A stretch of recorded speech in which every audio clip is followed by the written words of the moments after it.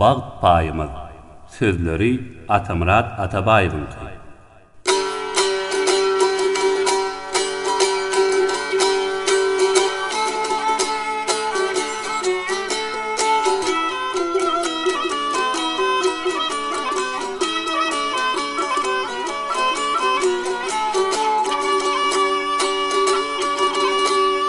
Gelli beyik baktı yarlı yanı, gelli beyik baktı yarlı yanı, azıp yandım bağı payımı. Türkmen yurdu hayran ederdim yani, Ahmet defter terim al yazayımı.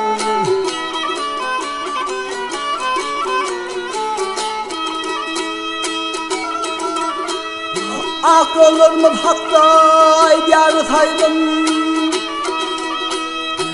kanadım kanyar Mevlana halkım.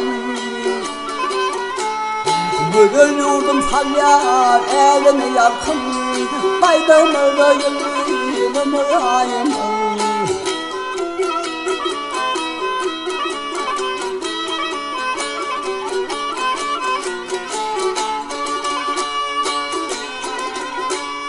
Hayrı kovarların asmana yeter,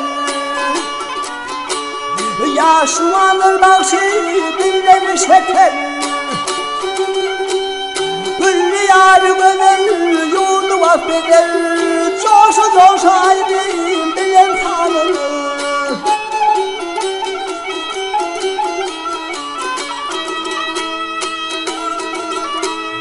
Pınarının kuyken zamanı elli, Türkmen'in devleti devranı elli. Hayrı bulguldu yarın perdendi, vatan senin şehladını şanını.